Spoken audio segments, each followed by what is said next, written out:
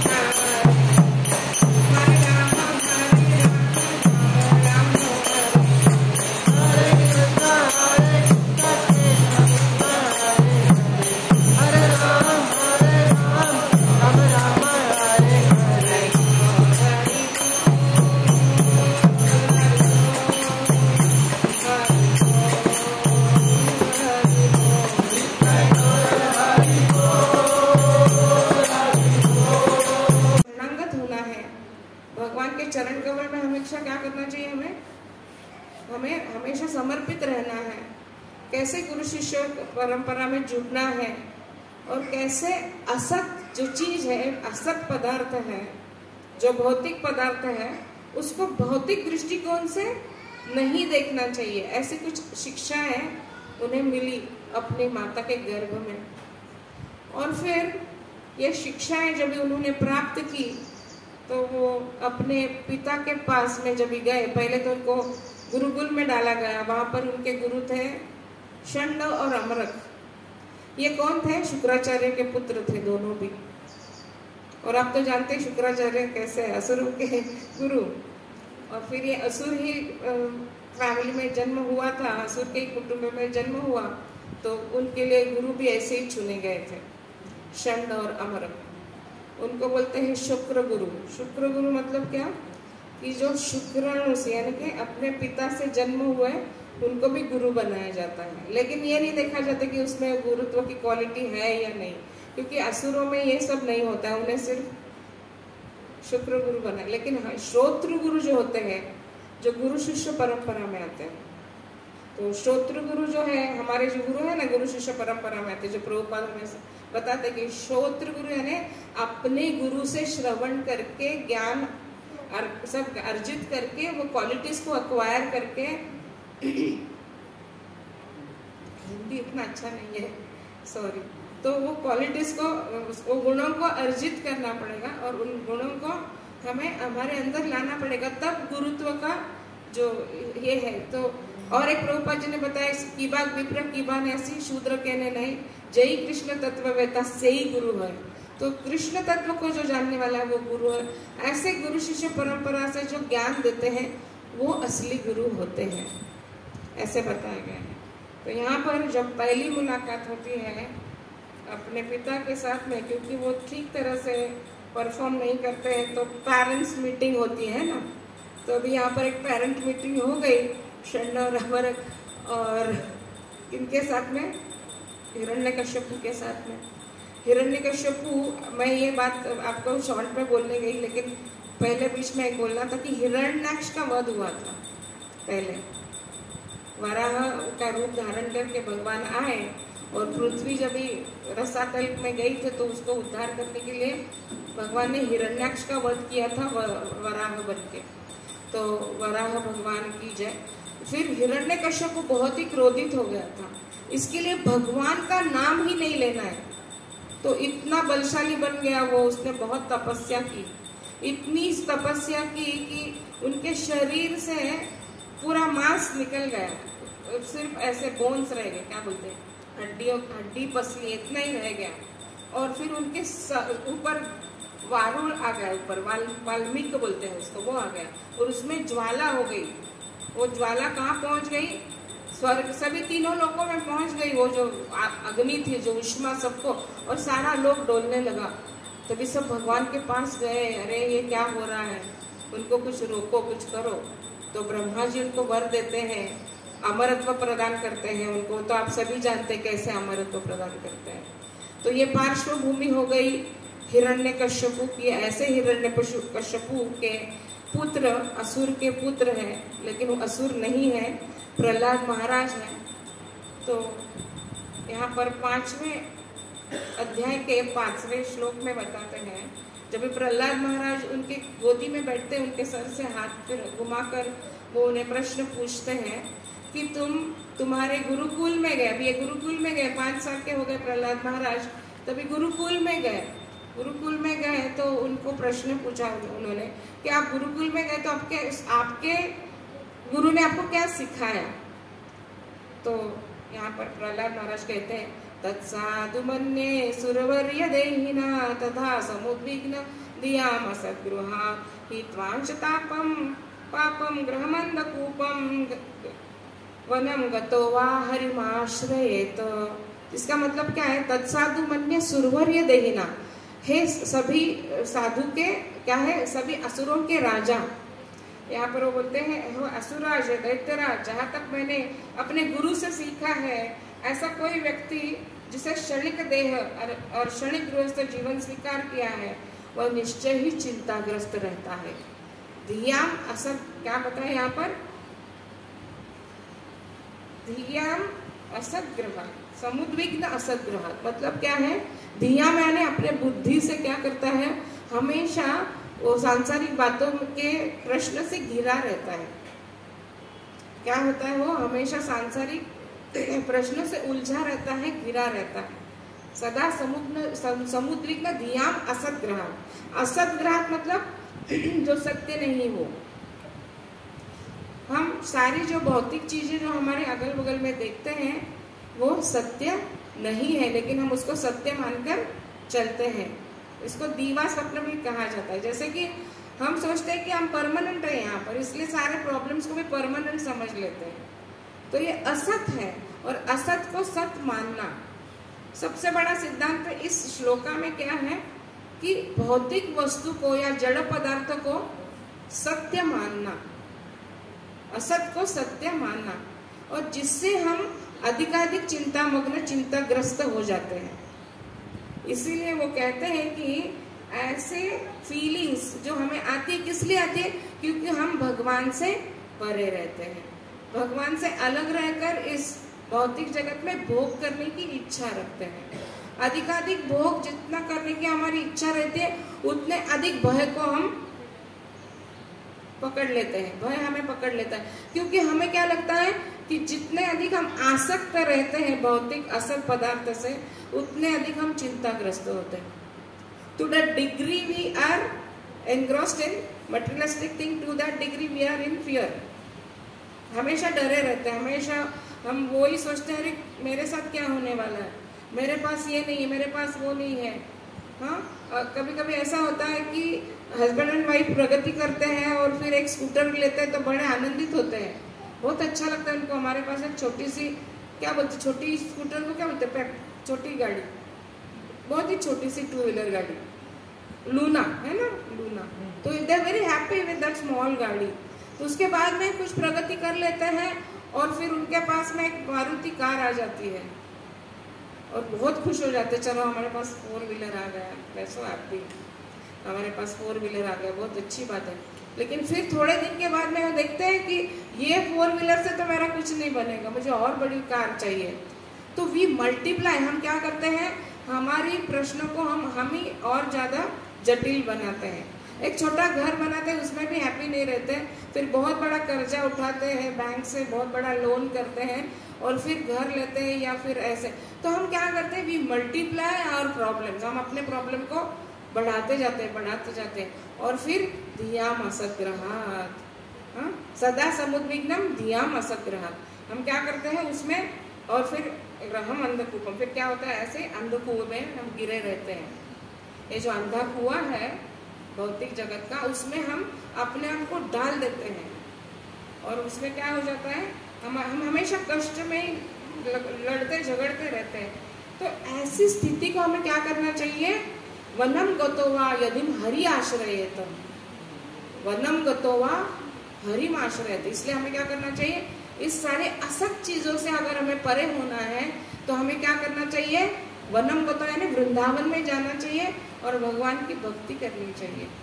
जिससे क्या होगा, हमारे अंदर ये जो फियर है ना ऑलवेज की मेरे हाथ से सारा छीन लिया जाएगा, सब छीन लिया जाएगा या कुछ हो जाएगा, ये डर हमेशा लगा रहता है। क्योंकि असद्ग्रहात्, हम हमेशा सदा समुद्विग्न असद्ग्रहात्, यानी कि जो सत्य नहीं, जो वस्तु भौतिक है उसको अपना मान करके हम उसमें अपने आप को प्रश्न में डाल देते हैं, ऐसे यहाँ पर बताया गया। और फिर यहाँ पर वो जब बताते हैं उनको, तो वो कहते हैं कि हिरण्यकशिपु सोचता था कि प्रहलाद महाराज भी छोटे हैं, अनुभवहीन है, तो ऐसा कुछ उत्तर देगा कि जिससे उनको अच्छा लगे। लेकिन वे सोचते ऐसी बातें ये कहाँ से सीखा है। और आगे वो कहते हैं कि हमारा कोई शत्रु नहीं, कोई मित्र नहीं, हाँ भगवान हमारे मित्र होते हैं। तो जब भी वो भगवान का नाम लेते हैं तभी उनको अच्छा नहीं लगता, क्योंकि वो कौन है, असुर राज है। और जब भी उनका औधा ऐसा होता है कि एक भ्रुकुटी भी अगर वो हिलाते थे तो सारे तीनों लोगों के जो देवी देवता थे वो भयभीत हो जाते थे, उनको बहुत डरते थे, कभी किसको बुलावा आएगा और किसी को क्या आदेश देंगे। तो इस तरीके से ऐसे व्यक्ति के सामने एक 5 साल का बालक, प्रहलाद महाराज इतने छोटे से थे और फिर भी वो इस तरह की बातें करते थे। तो उन्हें ये पहला आदेश उन्हें ये जो मिला था उनसे कि तुम्हें क्या करना चाहिए, वनम गतो वा, हरि आश्रम वन में जाने के लिए कह रहा है, हरि के आश्रम में जाने के लिए कह रहा है। तो यहाँ पर भागवत में प्रभुपाद जी बहुत अच्छी तरह से समझाते हैं कि अपश्यताम आत्मतत्व, आत्मतत्व को हम अपश्यताम करते हैं। हमारी भी स्थिति ऐसी है, वो कैसे प्रत्येक व्यक्ति को चाहिए कि नश्वर स्तर को त्याग कर शाश्वत स्तर को प्राप्त करें। आत्मा शाश्वत है और शाश्वत आत्मा विषय कथा है, वास्तव ज्ञान। अन्यत्र कहा अपश्यतम आत्मतत्व, गृहेषु गृहमेदि नाम, जो देहात्म बुद्धि से जुड़े रहते हैं, जो भौतिक इंद्रिय सुख के स्तर पर गृहस्थ के रूप में जीवन के से चिपके रहते हैं, वे शाश्वत आत्मा के कल्याण के को नहीं देख सकते। प्रहलाद महाराज ने इसी की पुष्टि यहाँ पर की है। जो व्यक्ति जीवन में सफलता की आकांक्षा करता है, उसे सही स्रोत से तुरंत ये समझ लेना चाहिए कि उसका स्वार्थ किसमें है और आध्यात्मिक चेतना में वह अपने जीवन को किस प्रकार ढाले। मनुष्य को चाहिए कि वो अपने आप को कृष्ण का अंश समझे और निश्चित आध्यात्मिक सफलता के लिए उनके चरण कमलों में पूर्णतः समर्पित हो गए। इस भौतिक जगत में प्रत्येक व्यक्ति देहात्म बुद्धि के कारण जन्म जन्मांतर तक जीवन संघर्ष करता रहता है। और प्रहलाद महाराज ने बताया कि इस बारंबार जन्म मृत्यु की भौतिक दशा को रोकने के लिए मनुष्य को वन में जाना चाहिए। इसलिए उन्होंने ये कहा कि हम क्या करते हैं, भगवान को शरणागत न होने के कारण दुख को आमंत्रित करते हैं। फिर बाद में आगे चल के हम देखेंगे कि नारद मुनि जब नारद मुनि ने यहाँ पर कहा, जब प्रहलाद महाराज ने भक्ति में आत्म साक्षात्कार के विषय में उन्हें बताया था, तो इस तरह अपने पिता के शत्रु पक्ष के प्रति अपने स्वामी भक्ति दिखाई। तो असुरराज हिरण्यकशिपु ने प्रहलाद महाराज से सुनकर हंसते हुए कहा, शत्रु की वाणी द्वारा बाल बुद्धि इस तरह बिगड़ी गई है। वो क्या सोचते हैं, कोई शत्रु आ रहा है और बाल बुद्धि को बिगाड़ रहा है, ऐसे उन्होंने यहाँ पर कहा। नारद मुनि युधिष्ठिर महाराज को ये सारा बता रहे हैं कि ये जो प्रहलाद महाराज की जो बातें हैं वो उन्हें कह रहे हैं। तो हिरण्यकशिपु ने अपने सहायकों को बुलाया कि ये बातें इनको कौन सिखा रहा है ऐसे, तो आप थोड़ा ध्यान दीजिए उनके पास में। तो हिरण्यकशिपु उस बालक को फिर से गुरुकुल में वापस भेज देते हैं। वहाँ पर ये जो षंड और अमरक है उनको पास में बुलाते हैं और बड़े प्रेम से उनको पूछते हैं कि आपका कौन ऐसा मित्र है जो हमारे साथ शत्रुत्व कर रहा है और कौन आपको ये ज्ञान दे रहा है। तभी वो कहते हैं कि इस भौतिक जगत में अगर आप देखोगे तो कोई शत्रु और कोई मित्र नहीं है, सिर्फ भगवान हमारे मित्र हो सकते हैं, बाकी शत्रु और मित्र की कोई संभावना ही नहीं है। आध्यात्मिक, क्योंकि वो आध्यात्मिकता में जो व्यक्ति प्रगति करता है वो सभी को क्या देखता है, समान स्तर पे देखता है। किसी को ऐसे नहीं देखता कि कोई ऊंचा है कोई नीचा है, यश अपयश सभी को एक तरह से देखता है। और फिर उसको अमानी न माना देने कीर्तनीय सदा हरि रहता है वो। इसलिए इधर यहाँ पर बोलते हैं वो कि मेरे लिए तो कोई शत्रु और मित्र नहीं है। फिर ऐसा कौन व्यक्ति है जो आपको ये बातें सिखा रहा है? तो वो कहते हैं कि मैंने अपने यहाँ भी ये बातें जान ली है या कहीं सुनी है, तो वो बता नहीं पा रहे उनको, क्योंकि उनको अपने गुरु का नाम नहीं बताना था। क्योंकि अगर नारद मुनि का नाम अगर वो बता देते थे तो उन्हें वो तकलीफ पहुंचाएंगे या उनके बार बार बुला के उनको प्रश्न पूछे जाएंगे। तो यहाँ पर प्रहलाद महाराज कहते हैं कि मैं भगवान को सादर नमस्कार करता हूँ, जिनकी माया से मनुष्य की बुद्धि को चकमा देकर मेरे मित्र तथा शत्रु के अंतर उत्पन्न किया। मुझको इस वास्तविक इसका अनुभव हो रहा है कि यद्यपि मैंने पहले इसके विषय में प्रामाणिक स्रोतों से सुन रखा है। उन्होंने क्या कहा कि मैंने प्रामाणिक स्रोतों से सुना है, किसी का नाम यहाँ पर नहीं बताते हैं। फिर हम देखते हैं आगे चल के कि प्रहलाद महाराज अपने अध्यात्म को पिता से जब पूछा था कि अपने गुरु की कृपा से भगवान के अभी अपने मित्र परिवार में जब वो भक्ति के बारे में बताते हैं तभी वो मित्र परिवार को क्या कहते हैं, उनको बताते हैं मित्र परिवार में कि देखिए ये जो भक्ति है ना मुझे नारद मुनि से प्राप्त हुई है। ये उनको क्यों बताते हैं, क्योंकि वो ही पूछते इतनी अच्छी अच्छी बातें आपने कहाँ से सीखी। तो बता देते हैं कि मैंने ये सारी बातें नारद मुनि से सीखी है। परंतु अब गुरु की कृपा और भगवान की कृपा से मैंने ये सीखा है, और न तो कोई मेरा मित्र है न कोई शत्रु है। हम एक दूसरे के शत्रु और मित्र के रूप में भगवान से भिन्न स्थित है। असुरगण प्रत्येक व्यक्ति को मित्र और शत्रु मानते हैं, लेकिन वैष्णव ऐसा नहीं मानते हैं, वो यहाँ पर बताते हैं। तो ये जो वैष्णव होते हैं वो क्या कहते हैं? एकत्वम अनुपश्यति। भक्तों को चाहिए कि भगवान के प्रत्येक प्राणी को हृदय में स्थित देखे, और यह भी देखे कि प्रत्येक जो भगवान के नित्य दास के रूप में, और यह दृष्टि एकत्वम कहलाती है। ऐसे दृष्टिकोण से वैष्णव को अपनाना चाहिए। भगवान की सेवा करने के लिए सबों को मैत्री भाव रखना चाहिए।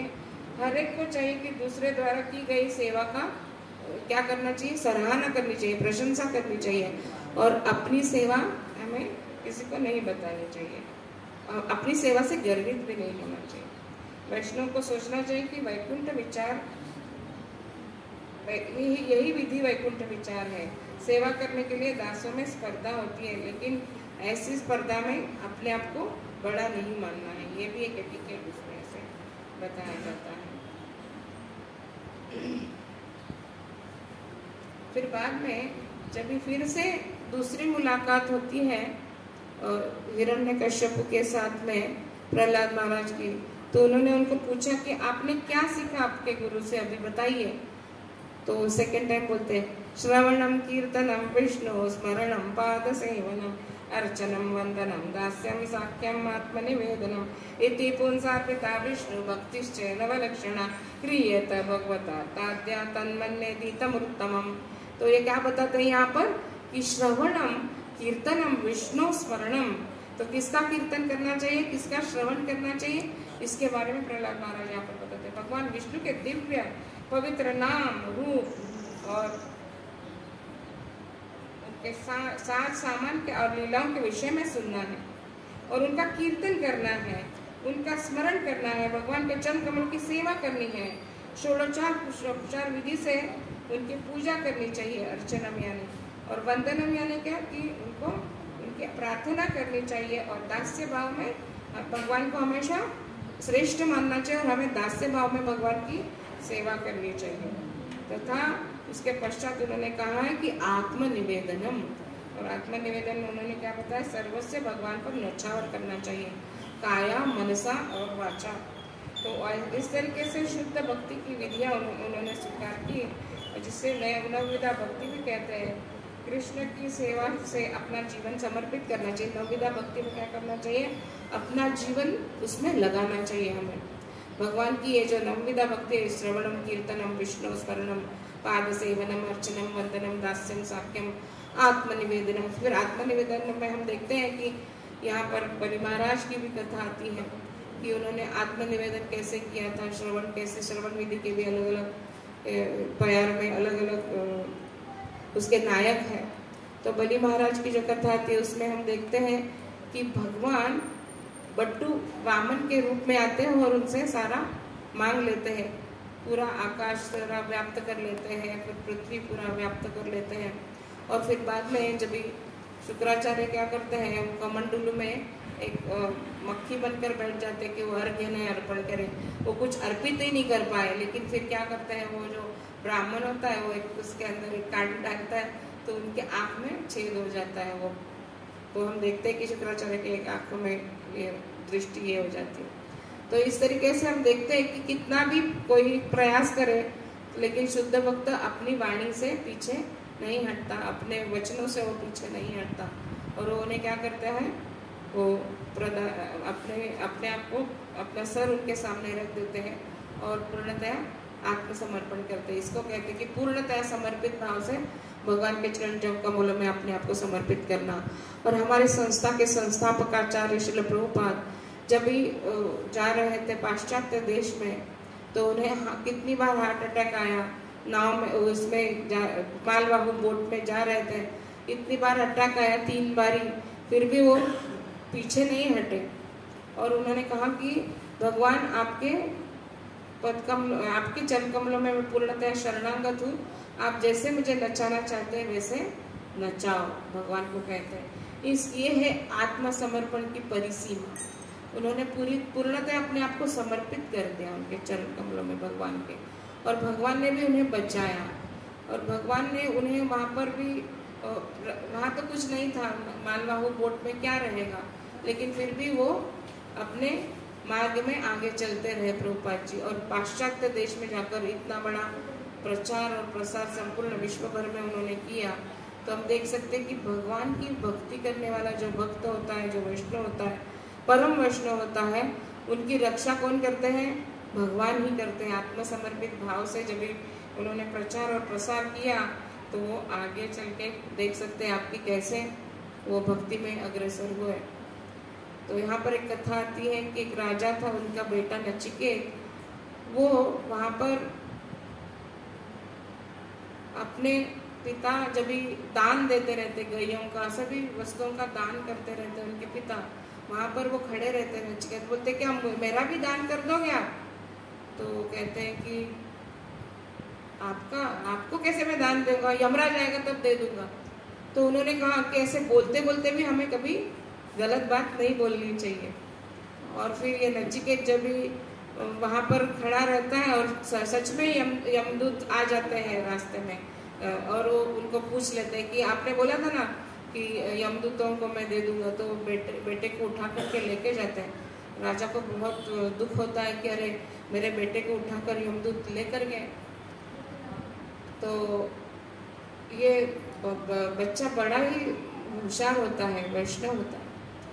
तो वो क्या करता है, वहाँ पर जाता है तो यमराज कहते हैं कि तुम बहुत ही अच्छे बच्चे हो, मैं तुम्हें 3 वरदान दूंगा, तो तुम मांगो तुम्हें क्या चाहिए।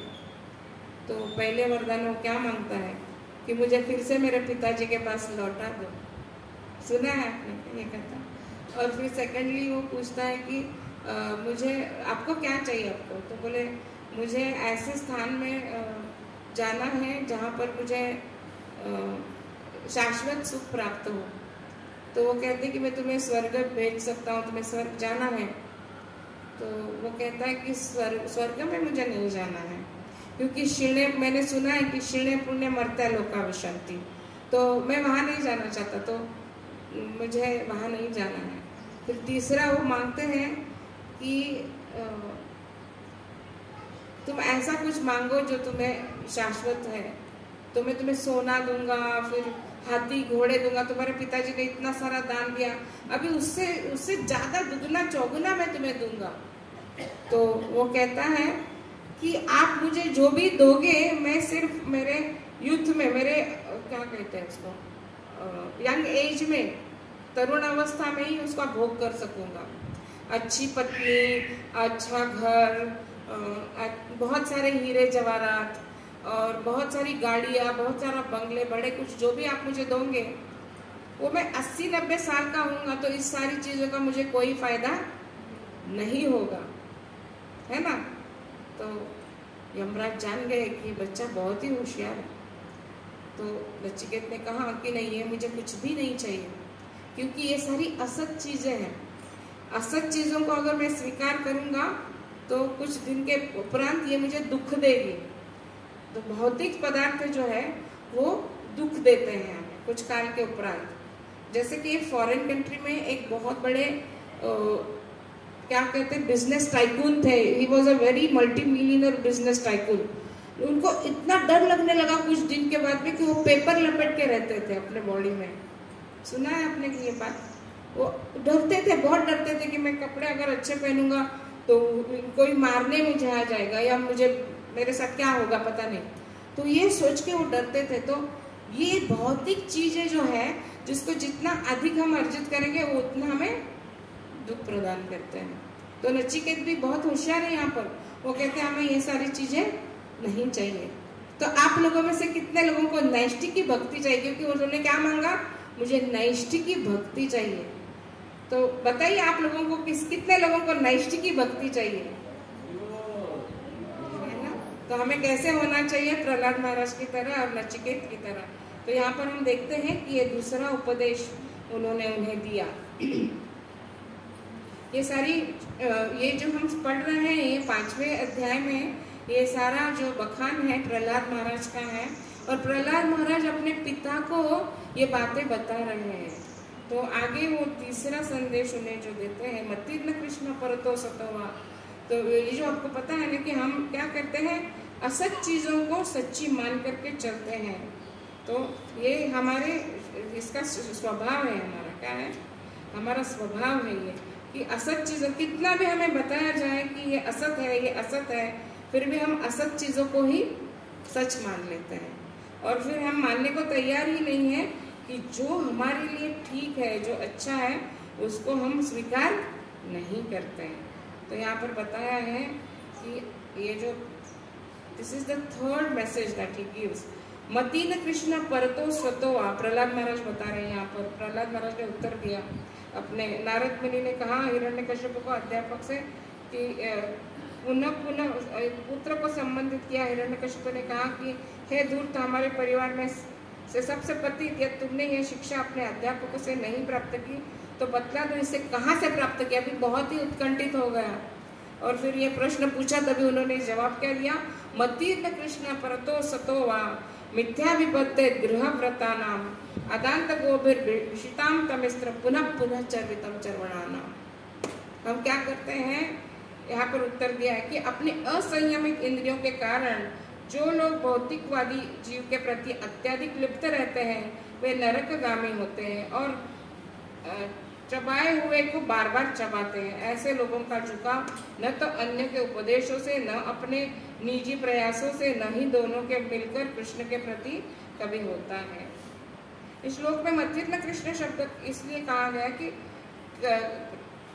कृष्ण के प्रति की गई भक्ति को बताते हैं कि तथाकथित राजनीतिज्ञ, प्रकांड पंडित, दार्शनिक भगवद गीता को पढ़ते हैं और भौतिक अभिप्रायों के उपयुक्त कोई न कोई अर्थ निकालने का प्रयत्न करते हैं, लेकिन कृष्ण विषय उनका यह भ्रम उन्हें कोई लाभ नहीं दिलाता। ये सभी लोग भगवद गीता को भौतिक रीति से तालमेल बैठाने का प्रयास करते हैं, जैसे कि ये दिव्य ज्ञान है, भगवान के मुखारविंद से आया हुआ है।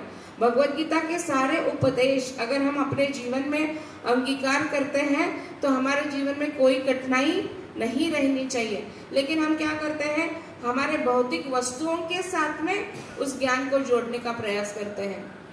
इसलिए प्रभुपाद जी अपने ये जो सारे संस्करण जब भी गए पाश्चात्य देश में, तभी भगवद गीता का एक प्रति उन्होंने लिया बाहर से और वो उसको क्या करना चाहते थे, उस प्रति को ऊपर बोलना चाहते थे, लेकिन उन्होंने देखा कि इन्होंने भगवान के मुखारविंद से आए हुए उपदेशों को प्रकाशित नहीं किया है।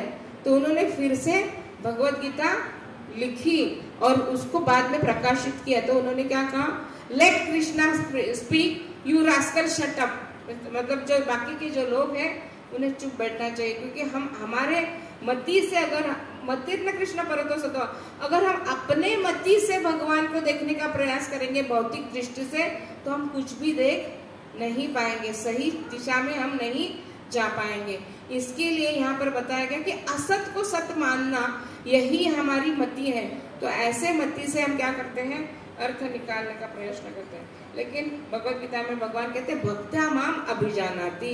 भगवान का जो भक्त होता है भगवान को पूर्णतया जानता है, वो अच्छी तरह से समझ लेता है कि भगवान भगवान है और असत पदार्थ को सत मानकर नहीं चलता। भक्त क्या सोचता है, ये जो सारी चीजें हैं वो क्या करना चाहिए हमें, युक्त वैराग्य। 3 चीजें इसमें सीखने को मिलती है।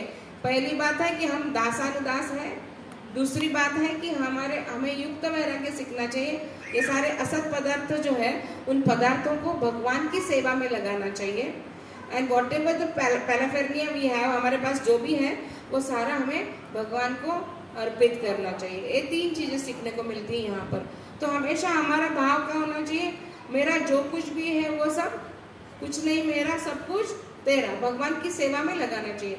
जैसे कि हमारे पास में अगर लक्ष्मी है तो पहला हमें क्या करना चाहिए, भगवान की सेवा में लगाना है। हमारे पास अच्छा कोई जगह है, भगवान को दे देना चाहिए, या फिर जो भी भौतिक चीजें हैं उसको भगवान की सेवा में लगाना सबसे बड़ा हमारा कर्तव्य होना चाहिए। तो इसीलिए उन्होंने कहा कि अदांत गोवित विषितम तमिस्त्र, यानी क्या बताया है, अदांत यानी अनियंत्रित, वो भी इंद्रियों द्वारा प्रवेश करते हुए, तमिस्त्र नरकीय जीवन में हम प्रवेश करते हैं। अगर हम जो लोग इंद्रिय भोग और भौतिक ऐश्वर्य के प्रति अत्यधिक आसक्त रहते हैं और जो ऐसे वस्तुओं से मोहग्रस्त होते हैं, उनके मन में परमेश्वर की भक्ति का दृढ़ संकल्प कभी उत्पन्न नहीं होता। जो भगवान की भक्ति में कभी दृढ़ संकल्पी नहीं हो सकते, क्योंकि उन्हें भोग करने की अधिकाधिक इच्छा है, तो भगवान की सेवा में उन्हें कभी रुचि उत्पन्न नहीं होगी। इसके लिए यहाँ पर बताया गया है कि यहाँ पर महात्मा महाभारत में बताया कि महत सेवा क्या है, ये बता रहे प्रभुपाद यहाँ पर तात्पर्य में। उस शब्दों ने पुष्टि दी कि महत सेवा या द्वारा अहु विमुक्त है। मनुष्य को चाहिए कि किसी भक्त की सेवा करके कृष्ण को समझने का प्रयास करे। महन शब्द भक्त के लिए आया है। महात्मानस्तु माम पार्थ दैवी प्रकृति माश्रिता, यहाँ पर बताया भजन ने मनसो ज्ञात्वा भूत दिवम व्ययम। हे प्रतापुत्र, जो मोहग्रस्त नहीं है, ऐसे महात्मा दैवी प्रकृति में संरक्षण में रहते हैं, वे पूर्णतः भक्ति में लगे रहते हैं और अभी अविनाशी रूप में मुझे जानते हैं कि भगवान कैसे है, अविनाशी है। महात्मा वह है जो 24 घंटे भक्ति में लगा रहता है। जैसे अगले श्लोकों में बताया गया है कि जब तक कोई ऐसे महापुरुष को पीछे लग नहीं जाता, वह कृष्ण को नहीं समझ सकता। हिरण्यकशिपु जानना चाह रहा था कि प्रहलाद ने कृष्ण भावनामृत में क्या प्राप्त किया है, किसने उसे यह सिखाया। प्रहलाद ने व्यंग्यपूर्वक उत्तर दिया है, पिता आप जैसे व्यक्ति कृष्ण को कभी नहीं समझ सकते। तो यहाँ पर हम ये क्यों है ऐसा, तो अगले श्लोक में आता है न ते विदु स्वार्थ गतिम हे विष्णु दुराशयाय वैरर्थमानिना अंधाम यथांधये रूपमाना स्तेपिशयांत्री मुर्दाग्निबद्धा। यहाँ पर ये बताते हैं कि जो विदु यानी विद्वान व्यक्ति जो होता है, वो जानते हैं स्व अर्थ गतिम, जीवन का चरम लक्ष्य और असली हित किसमें है वो जानते हैं। विदु रहते हैं जो विद्वान होते हैं। वो जो विद्वान होते हैं वो क्या करते हैं, गुरु शिष्य परंपरा में जो गुरु होते हैं उनकी शरणागति लेते हैं और भगवान को प्राप्त करने का प्रयास करते हैं। नते विदु स्वार्थ। और क्या करते हैं, यहाँ पर बताया है कि जो लोग भौतिक जीवन के भोग की भावना में दृढ़ता से बंधे हैं, वो क्या करते हैं, अपने सामान बाह्य इंद्रिय के विषय में आसक्त रहते हैं और फिर ऐसे अंध व्यक्ति को अपना गुरु मानते हैं। जैसे कि हम देखते हैं कि कुछ लोग ऐसे लोगों के पीछे दौड़ते हैं जो भगवत भक्ति नहीं सिखाते। वो क्या कहते हैं, आप जैसे भक्ति करना चाहते हैं कर सकते हैं, आप जो खाना चाहते हैं खा सकते हैं, माला करेंगे तो भी चलेगा, नहीं करेंगे तो भी चलेगा। ऐसे अनेक संप्रदाय, अनेक ढोंगी साधु लोग आते हैं और उनके पीछे ये लोग दौड़ते हैं। तो अंधा अगर गुरु रहेगा तो अंधे गुरु के पीछे अगर हम जाएंगे तो क्या होगा, यहाँ पर बताया है कि देखो जो लोग भौतिक जीवन के भोग की भावना द्वारा दृढ़ता से बंधे हैं और जिन्होंने अपने ही समान बाह्य इंद्रिय विषयों में आसक्त अंधे व्यक्ति को अपना नेता या गुरु स्वीकार कर रखा है, वो यह नहीं समझ सकते कि जीवन का लक्ष्य भगवत धाम को वापस जाना है, भगवान विष्णु की सेवा में लगे रहना है। और जिस प्रकार अंधे व्यक्ति द्वारा ले जाया गया दूसरा अंधा व्यक्ति सही मार्ग भूल सकता है और गड्ढे में गिर सकता है, उसी प्रकार भौतिकता से आसक्त व्यक्ति अन्य अपने ही जैसे व्यक्ति द्वारा मार्ग दिखाए जाने पर सकाम कर्म की रस्सियों के द्वारा बंध जाता है। वो क्या करता है, सकाम कर्म में लग जाता है। ये पूजा करो, ये पाठ करो, ये व्रत करो, वो व्रत करो, ये प्राप्त करो। भौतिक चीजों को प्राप्त करने के लिए अलग अलग व्रत वैकल्य करता है और उस भौतिक चीजों को प्राप्त करके और भी वो क्या हो जाता है, उसको मद आ जाता है, उसमें वो गर्वित हो जाता है कि मैं ये सारी चीजें प्राप्त कर सकता हूँ और फिर वो भगवान को भूल जाता है। इसीलिए उन्होंने कहा कि स्तेपिशयांत्री मुर्दाग्निबद्धा, भौतिक प्रकृति की रस्सियों में बंध जाता है। बद्धा है ना, बंध जाता है, अत्यंत शक्तिशाली चीज से, रस्सियों से वो बंध जाता है। तो असुर तथा भक्तों में अंतर होना चाहिए। अतः हिरण्यकश्यप की आलोचना उसके पुत्र प्रहलाद महाराज द्वारा की जा रही थी, तो उसे इस पर आश्चर्य नहीं होना चाहिए कि वे अपनी जीवन शैली से सहमत न थे, तो भी हिरण्यकश्यप अत्यंत क्रुद्ध था, अपने पुत्र को अध्यापक और गुरु का उपहास करके डांटना चाहता था। महान आचार्य शुक्राचार्य के ब्राह्मण परिवार में उत्पन्न हुए। मैंने अभी बताया आपको श्रौत्र गुरु और शुक्र गुरु कौन से होते हैं, यही यहाँ पर बताया है। तो ये तो शुक्र गुरु है जो वंश परम अपने वंश से आए हुए, और श्रोत्र गुरु यानी कि जो श्रवण करके गुरु होते हैं, तो ऐसे गुरु की शरणागति हमें लेनी चाहिए, ना कि हम हमारे मनगढ़ंत जो शास्त्र की बातें नहीं बताता। गुरु कैसे होना चाहिए? जो कृष्ण ज्ञान में पारंगत हो और हमें सही दिशा बताए और सही आदेश हमें दे, ऐसे गुरु होने चाहिए। यहाँ पर भौतिकता से घिरे हुए व्यक्ति कभी गुरु नहीं हो सकते हैं। तो यहाँ पर ये बात बताई है कि जब तक भौतिकवादी जीवन के प्रति झुकाव रखने वाले लोगों में ऐसे वैष्णव के चरण कमलों की धूली अपने शरीर में नहीं लगाते, तो वो क्या है, वो भौतिक कलमश से पूर्णतः मुक्त है। तब तक भगवान के चरण कमल के प्रति आसक्त नहीं हो सकते, जिनका यशगान उनके अपने असामान्य कार्यकलापों के लिए किया जाता है। केवल कृष्ण भावना में भी बनकर ही इस प्रकार से भगवान के चरण कमलों में शरण कर सके और कोई भौतिक कलमश से मुक्त हो सकता है। यहाँ पर बताया नैशाम मतिस्था बुद्धुरु क्रमाग्नि स्पृश्यन्ते अनर्थक पगमुख यदर्थ मही यसापागर जो विषेक निष्किंचनानन वृणित यावत। यानी कि जो निष्किंचन है, ऐसे व्यक्ति जो है उनके चरण कमल का पाद अभिषेक हमें करना चाहिए। जो ऐसे महात्मा गण हैं उनके चरण कमलों का हमें क्या करना चाहिए? अनुसरण करना चाहिए। वो हमें बताएंगे योग्य दिशा में हमें कैसे जाना है। तो ऐसे महात्मा गण के चरण कमलों में जब हम आश्रय लेते हैं तो आप देख सकते हैं कि ऐसे कितने सारे हैं। जो प्रहलाद महाराज सबसे पहला उदाहरण है। प्रहलाद महाराज इतने सारे संकटों में थे, इतने सारे समस्याओं से घिरे थे, लेकिन वो कभी डरे नहीं और उन्हें हमेशा भगवान में आश्रित रहे। इसके लिए ऐसे महात्मा गण और भी हैं, जैसे कि भीष्म पितामह। भीष्म पितामह भी ऐसे ही थे। उन्हें कितनी सारी समस्या आई उनके जीवन में, कितना आप देख सकते हैं। आपने देखा होगा कि वो हमेशा असुरों के राज्य में रहे। जैसे प्रहलाद महाराज भी असुरों के साथ में थे, उनके गुरु भी असुर थे, उनके मित्र परिवार भी असुर थे। उन्हें कोई प्रेम से भक्ति मार्ग दिखाने वाला नहीं था, फिर भी वो सत को असत नहीं किया। उन्होंने उसमें उन्होंने भेद रखा और मित्र शत्रुत्व नहीं किया। उन्होंने नारद मुनि से जो ज्ञान अर्जित किया था उसको अपने हृदय में रखा और उसके ऊपर ही अमल किया था। दूसरा उदाहरण मैंने कहा भीष्म पितामह। भीष्म पितामह के आगे पीछे सारे आसुरी मेंटालिटी के जो थे, डुप्लिसिटी वाले, कौन कौन थे उनके आगे पीछे? हाँ, भीष्म पिता के आगे पीछे सारे कौरवगण थे। फिर ये मामा थे, क्या शकुनी मामा थे, फिर दुर्योधन था, इनके सारे, फिर धृतराष्ट्र थे। इनकी सभी की बातों को सुन के उनको रहना पड़ता था, सहना भी पड़ता था और हमेशा वो शांत रहते थे। भीष्म पितामह वाज रेसिप्रोकेटिंग इन शांत रस, है ना। हम देखते हैं ना 5 रसों में आदान प्रदान होता है, तो 5 रसों का आदान प्रदान आप जानते हो ना, शांत रस। तो ये शांत रस में उनका आदान प्रदान अलग अलग रस है। कौन से दास्य रस, साख्य रस, वात्सल्य रस, हाँ, और कौन सा है? माधुर्य रस, और कौन सा? दास्य रस।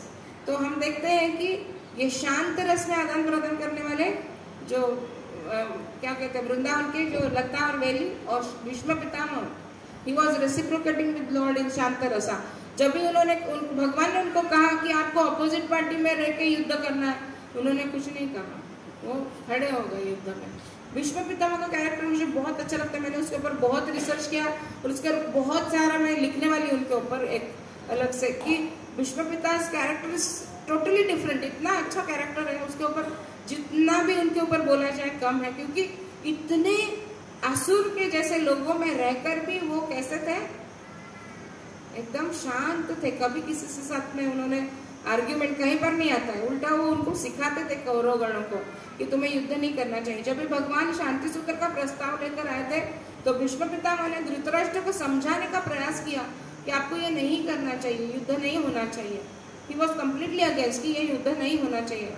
और कितनी सारी बातें भीष्म पितामह ने समझाया है धृतराष्ट्र को, कई बार उन्होंने। और फिर भीष्म पितामह ने आशीर्वाद दिया द्रौपदी को, तभी भी वो शांत रहे। वो जब भी आई थी उनके पास में आशीर्वाद मांगने, तो वो ध्यान मग्न थे और उन्होंने उसको सौभाग्यवती भव करके आशीर्वाद भी दिया। फिर भी उन्होंने रिटेलिएट नहीं किया कभी। कहीं पर उनका ये मेंशन नहीं होता है कि वो रोने लगे कि ये किया, ये मैंने क्या किया। He was always in complete काम एंड क्वाइट। कभी भी उन्होंने कुछ किसी चीज़ के लिए ऊपर किसी चीज़ को ये नहीं किया। और फिर वहाँ पर युद्ध भूमि में कितना वातावरण कैसा था, कितना रक्तपात हुआ था, सभी योद्धा वहां पर मरे पड़े हुए थे। 64 crores of people were on the battlefield of Kurukshetra.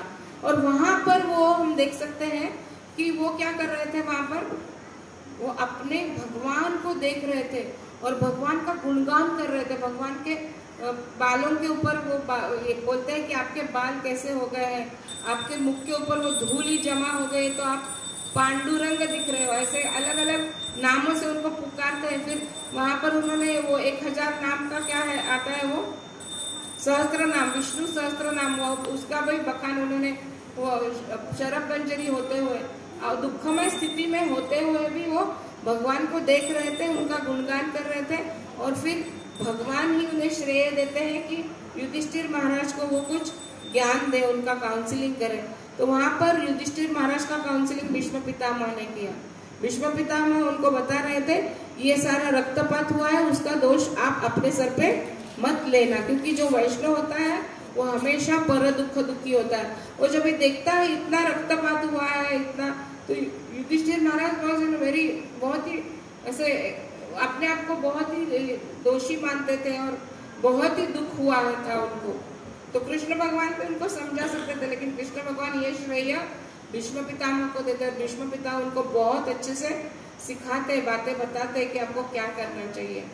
तो इस तरीके से हम देख सकते हैं कि विषम परिस्थिति में भी, संकटों में घिरे होते हुए भी वैष्णव अपने स्थान से कभी भी नीचे नहीं गिरते और हमेशा भक्तों को क्या कहते हैं, अपने भक्तों को क्या करते हैं, उसको ऊपर उठाने की कोशिश करते हैं, उनको ज्ञान देते हैं। तो इस तरीके से हम देख सकते हैं। और ऐसे ही प्रहलाद महाराज भी थे, ध्रुव महाराज भी वैसे ही थे। अलग अलग इनका अगर उदाहरण लेंगे तो संकट समय में भी वो ऐसे ही थे। और यहाँ पर हम देख सकते हैं कि जो असुर होते हैं वो मैं और मेरा, जैसे कि मामका पांडवाश्चैव, on the other hand Dhritarashtra कैसे थे, मैं और मेरा करने वाले, वैसे ये असुर जो होते हैं वो अपना दूसरा ऐसे भेदभाव करने वाले होते हैं। तो इस तरीके से हम देख सकते हैं कि हमें वैष्णव प्रणाली को अपनाना चाहिए। और फिर बहुत ही क्रोधित हो गया हिरण्यकश्यपु, और फिर अपने पुत्र के ऊपर इतना क्रोध उनको आ गया कि ये क्या है, ये लड़का मुझे भगवान कहने के लिए तैयार नहीं, इतना सारा हो गया, इतना समझाया, लेकिन इसका समझावट कुछ अलग ही है, इसको अभी क्या करना चाहिए, उसको मार ही देना चाहिए, इसको फेंक, क्या करूँ अभी। तो अपने लोगों को बुलाता है और कहता है कि इन्हें लेके जाओ और दरिया में फेंक दो इसको। वहां पर भी भगवान इनका रक्षण करते हैं। अलग अलग स्थितियों में भगवान क्या करते हैं, रक्षण करते हैं अपने पुत्र का। और इसको ये उन्मत्त क्यों हो गया है, असुर इसलिए उन्मत्त हो गया कि उसको लगता है अभी मुझे कोई मारने वाला नहीं है, मैं मरने वाला नहीं हूँ, तो इसीलिए वो अत्यंत उन्मत्त हो गया था। तो अभी होता क्या है कि इतना सारा संकट होते हुए भी प्रहलाद महाराज भगवान को ही पुकारते रहते हैं और भगवान का ही नाम लेते रहते हैं। जब भी असुर राज इतना सारा उनके ऊपर संकट लाते हैं फिर भी वो कभी भी हिलते नहीं अपने स्थान से। तो भक्त को भी क्या सीखना चाहिए इसमें से कि हमारे जीवन में भी अलग अलग समस्याएं आती हैं, अलग अलग संकट आते हैं। उस संकट से हमें क्या करना चाहिए, सीखना चाहिए कि हमारे ऊपर जो भी आया है संकट वो हमें कुछ सिखाने के लिए आया है। और उसमें से हमें क्या सीख लेनी चाहिए कि मेरे जीवन में जो भी हो रहा है भगवान की इच्छा से ही हो रहा है या मेरे पूर्व कर्मों से हो रहा है।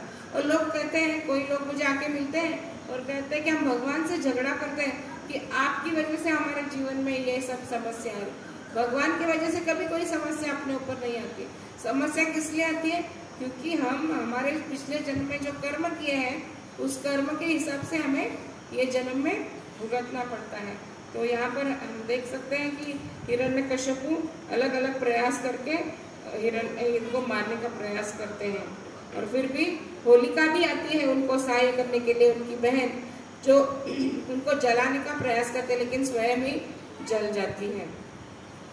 इस तरीके से हम देख सकते हैं कि भगवान के भक्त को मारे कृष्णा राखे के और राखे कृष्णा मारे के, इनके भक्त को कोई भी हिला नहीं सकता अपने स्थान से। तो यहाँ पर हिरण्यकश्यप इतना प्रयास करने के बावजूद भी और फिर बाद में चर्चा करता है उनसे कि क्या तुम्हारा भगवान इस खंबे के अंदर है? तो वो कहता है कि कण कण में भगवान समाये हुए हैं, हर जगह में भगवान का स्थान है। तो वहां पर वो आते हैं और क्या करते हैं, वो कहता है कि बताओ तुम्हारा भगवान कहाँ, इस खंबे के अंदर है क्या? तो वो कहता है हाँ, इस खंबे में भी भगवान है। और फिर अपनी वो तलवार लेकर के दौड़ता है और उस खंबे के ऊपर प्रहार करता है। और वहां पर परित्राणाय साधूनां विनाशाय च दुष्कृतां धर्म संस्थापनार्थाय संभवामि युगे। नरसिंह देव भगवान वहां पर प्रकट होते हैं। तो कैसे है भगवान प्रकट हुए, तो उसकी भी युक्तिवाद कैसे है। यहाँ पर ब्रह्मा जी ने वर दिया था, तो कौन बता सकता है क्या क्या चीजों को उन्होंने किया? क्या अंदर नहीं, बाहर नहीं, ऊपर नहीं, आकाश में नहीं, पृथ्वी पर नहीं, अस्त्र और शस्त्र नहीं, और रात नहीं दिन नहीं, तो संध्या समय में मारा है। और अस्त्र और शस्त्र नहीं तो नाखूनों से उन्होंने क्या किया, उनकी आंतड़ियों को बाहर निकाला और अपने गले में पहन लिया और इस तरीके से उनका क्या किया, अंत किया है।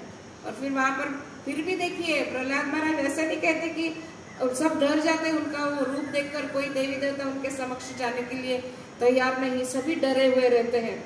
तो नारद मुनि बोलते प्रहलाद महाराज को आप जाइए आगे। उनकी पत्नी को भी जाने के लिए कहते हैं, लक्ष्मी को भी। लक्ष्मी भी डर जाती है कि मैं नरसिंह भगवान के सामने मैं नहीं जाऊंगी, बहुत ही क्रोधित है। तो पत्नी हमेशा डरती, जब पति क्रोधित होता है तो उसके समक्ष जाके, आजकल की पत्नी ऐसी नहीं होती है, वो एक बात बोलता है तो 10 बात बोलती है, तो बेचारा वो पति डर जाता है।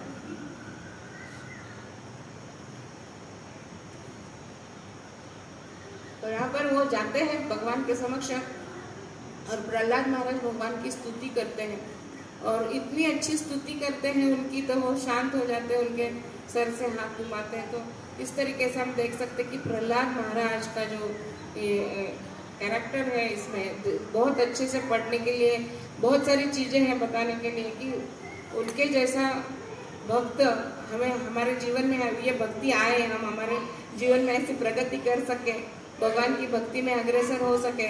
ऐसे इसी दिन को हम प्रार्थना कर सकते हैं कि भगवान की भक्ति करना और उसके साथ में रहना। कभी कभी जीवन में इतने चैलेंजेस आते हैं, कुछ लोग मुझे आकर के मिले, बोले हम भक्ति में आए और हमारी नौकरी चली गई। कुछ लोग बोलते हैं कि हम भक्ति में आए और हमारा बच्चा मर गया। कुछ बहुत सारे लोग आपके, क्योंकि मुझे इतने साल हो गए ना, 25 साल की उम्र में मैंने जो भक्ति की है, 25 साल मुझे हो गए, तो मैंने देखा कि हर व्यक्ति वो भगवान पे डालने का प्रयास करते हैं हर चीज को। लेकिन ऐसा नहीं है, हमारे कर्म के अनुसार वो घटनाएं घटित होती है। इसका अर्थ ये नहीं कि हम भगवान को उसका दोष ठहराएं। हमारे अंदर ये त्रुटि है कि भगवान की भगवत्ता को जानने का हम प्रयास नहीं करते और फिर भक्ति में भी हम आगे अग्रसर नहीं होते। भौतिक चीजों को भी पकड़ के रखते हैं और आध्यात्मिकता में भी आगे चलते चलते बीच में अगर कुछ होता है तो फिर कुछ लोग भक्ति छोड़ के चले जाते हैं। तो ये जो शास्त्र है उसको गहराई से पढ़ना चाहिए, उसको समझ के लेना चाहिए कि उसमें क्या बताया कि महात्मा गण कैसे थे। आध्यात्मिकता का अगर हमें प्रगति करनी तो भक्तों के संग में रहकर हमें भक्ति में अग्रसर होना चाहिए। लेकिन हम क्या करते हैं, भक्तों के संग में कभी कभी रहते हैं और फिर भौतिकवादी लोगों के बातों में आ जाते हैं। इसके लिए हम भक्ति में प्रगति नहीं कर पाते। इसलिए आज इतने बड़े दिन के उपलक्ष्य में मैं सबको यही कहूंगी कि संकट कितने भी आए, लेकिन हमें क्या करना चाहिए, अधिकाधिक चैंटिंग करनी चाहिए, अधिकाधिक गुरुजनों का आशीर्वाद लेना चाहिए। जैसे कि उन्होंने अपने गुरु का आशीर्वाद दिया था, हमें भी हमारे गुरु का आशीर्वाद देना चाहिए। जूम में हमें जपा करना चाहिए। फिर गुरु महाराज के संग सानिध्य में रहकर अगर हम अपनी भक्ति को अग्रसर करेंगे तो हमारे जीवन में भी बहुत अच्छी भक्ति में प्रगति हो सकती है। हरे कृष्णा। आपको अच्छा लगा? आपको हाँ, आपको कुछ प्रश्न पूछना है तो पूछ सकते हैं प्रणाली के अनुसार। हमारे किसी को कुछ पूछना है, किसी को कुछ समस्या है या कुछ समाधान करना है तो आप पूछ सकते हैं। माताओं में किसी को कुछ प्रश्न है, कुछ पूछना है? हरे कृष्ण।